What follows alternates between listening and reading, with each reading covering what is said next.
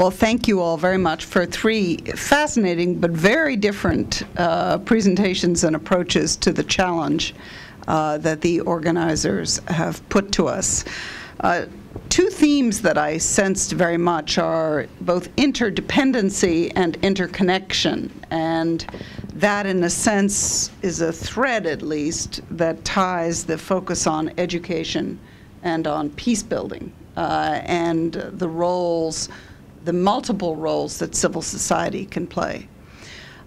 Stanley, you focus more on education, but I'd be interested if you would elaborate, any of you or all of you, a little bit more on this theme of education. We focused on youth and the importance of youth in what's happening in the world today, but how do you see civil society and education, whether it's non-state education or in relation to the state? And that's just to get everybody ready for the question period, which is the next half hour. I can say a few words about that. You need a microphone. I can yell. Oh, they took it. No. They took it. In the context of over-dependency on the state, and part of the transition being breaking down the state and allowing for free enterprise, education is key in this. Because when I said that the majority of the national budget goes into salaries, well, the majority of the salaries are given to educators because of the sheer size, and I think that also is true for the United States. But what's different in Iraq, which I'm most familiar with, is that education has so far been public. Everyone praises the Iraqi education system of being free. True, it is free, but it also public, which is part of the intrusion of the state and also contributes to the control mechanism. And regardless of who is in power, whoever comes to power with that amount of discretion is going to create negative influences. I mean, obviously, bad governance, let me not just say dictatorships, are not all about intentions and personalities. They're about the incentives that pose themselves to people. So one trend, one positive trend in Iraq where decentralization of the state is happening are the emergence of private education, private universities. They are at their infancy in general. Most of them are giving opportunities to people who missed opportunities inside the public system, but that's a way for breaking the monopoly of the government on education. And if Kurdistan again is any point of foreshadowing the rest of the country, then yes, it is a model for, we can see in Kurdistan models for the private education, where you have an American university, you have a university modeled after the British system, you have a Turkish university, and I'm sure that many other, and there's a French as well. So this creates a market for education, and of course with each university that has a cultural or a national background, those create ties with the respective countries. So yes, I couldn't emphasize the role of education more, which, as I said, has been one of the successful inroads into breaking state monopoly. I just can say a few words on education in the Gulen movement. Gulen's idea behind those 1,000 schools around the world and 10 universities in Turkey is the creation of what he calls the golden generation. And I visited Samanyolu High School in Ankara. It is and it is meant for the elite students. So obviously, through this form of social work, you put yourself into. I mean, you step into the domain of power because you're having the brightest minds in the country coming to your schools and learning your values along with learning science and math, and they offer top-rated science and math programs. So education is very important, and in this way, that's an indirect way to being very influential social movement in the country. Do you want to comment more? I probably should go to questions. Good. So we're open for questions. Please, if you could put your hand up, and the microphone is traveling. Okay, I see a hand back there.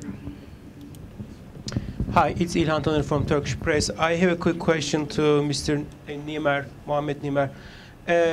Is there an interest during your studies? Have you witnessed any interest? I know it's still early times of the revolutions in Egypt and Tunisia, but have you witnessed any interest in the Gulen movement that, you know, some lessons that you elaborated here, or have you witnessed any kind of engagement with the Gulen movement with these new countries that revolutions just taking place? Thank you.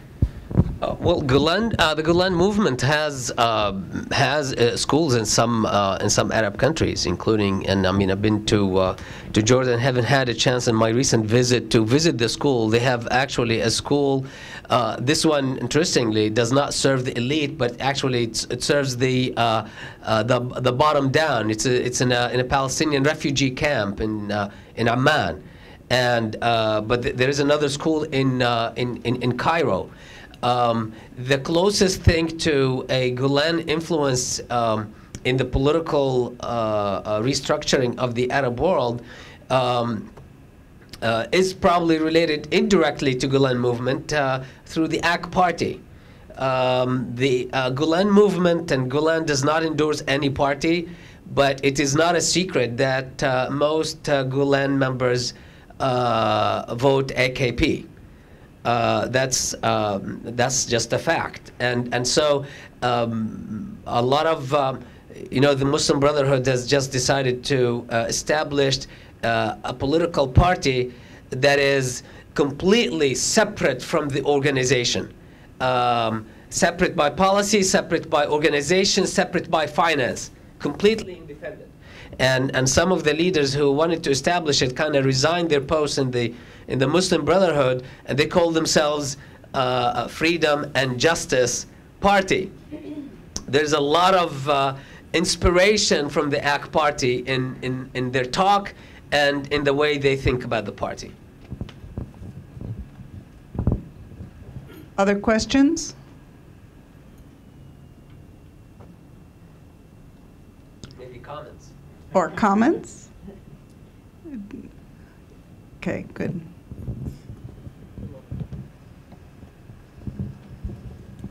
My name is Bowman Miller. I teach at National Intelligence University. My question is, education to do what? In the sense that it seems to me that a lot of what is going on involving youth in some of the countries in the greatest turmoil right now is they have the education, but they don't have the opportunity after the education. Creating jobs, building the economies that will, in fact, absorb these people once they are educated. In addition to the question about educating for faith, educating for action, educating for vocation. So maybe one or more of you can talk to that a little bit.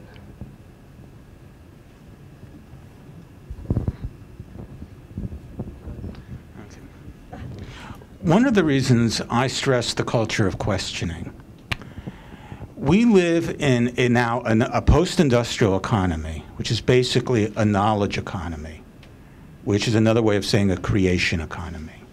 It is an economy that's based on change and innovation. The people who will succeed are the people who can adjust to that. We now have machines that can remember stuff. This is one of the reasons I mentioned the questioning. I remember even, being in grade school, exams were about memorization, okay?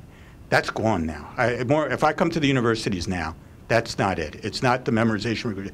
It is more teaching critical thinking. That is the preparation for the future, particularly at the undergraduate level, and then I think at the graduate level, then you can specialize with that knowledge. But a lot of the world is going to divide on this. And it's one of the, as I said, it's not only the language of democracy, the spirit of democracy, but it is increasingly the attitude and the culture that people will need in a post-industrial world. And so that's critical. Even if they have the degree, if they don't have that culture of critical questioning.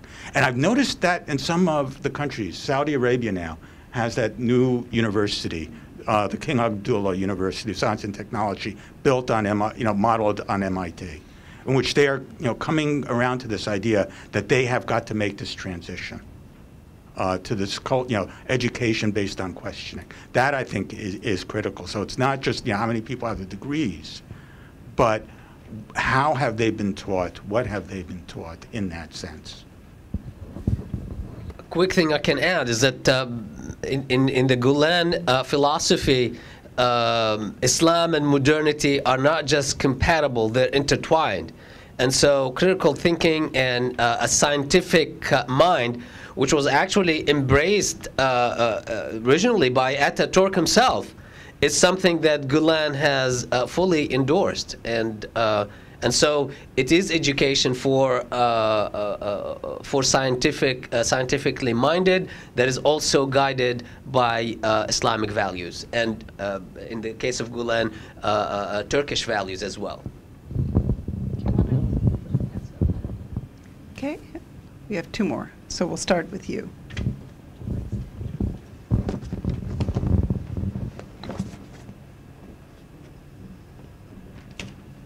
Thank you so much for that elaborate discussion. My name is Tom, and I have a slight question. When I looked at the theme for the second panel, civil society and peace building and education, my question goes to the panelists. Well, do you look at the importance of history in terms of determining civil society and peace building in some of these societies? To me, history is something that is so important to shape civil society and peace building in so many aspects. Thank you. I think I touched on it, but as you could tell from, I guess, my presentation, I'm very big on history, certain periods of history. And it is sort of that questioning attitude. And this is why I looked at, when I was taught international relations, as I said, it was all about as I said, the alliances, balance of power. The reason I became interested in the educational aspect of it, personal history here, was when I was a student in the Soviet Union. Okay, and they had a program of military patriotic education. Now, somebody else here not. This was all never come up in my coursework. Like, what is this? And it was a program to indoctrinate the Soviet children. Very similar to what I just, this book on the Nazi system. I was just amazed. It had never come up in my discussions, in my classes. And I came to the conclusion, wars begin in people's minds. And we're also focused on the balance of power and deterrence. But if people have been trained to hate, and if that continues for more than, I say, a generation, you're going to have a big problem. Because then it's, where do you get the teachers who will correct that? If it goes, we were able to cut it off in the German case, with World War II winning that, and got rid of the educational system. But if you have this sort of indoctrination, if it continues for one generation, two generations, I hear talk about textbooks. You can maybe get different textbooks. Where do you get the teachers? If there's nobody left in that society to be trained like that, I think this is a huge problem confronting us. But I think we have to look at history. As I said, ask some fundamental questions. That's why I bring up Woodrow Wilson. And say, it's not true. I mean, Hitler initiated war with everybody. You look at that and it's crazy. But he did it. So there's got to be something else at work. And I look at this educational system, and I look, he was giving us the warnings, the statement from 1929. Yeah. And the hand that rocks.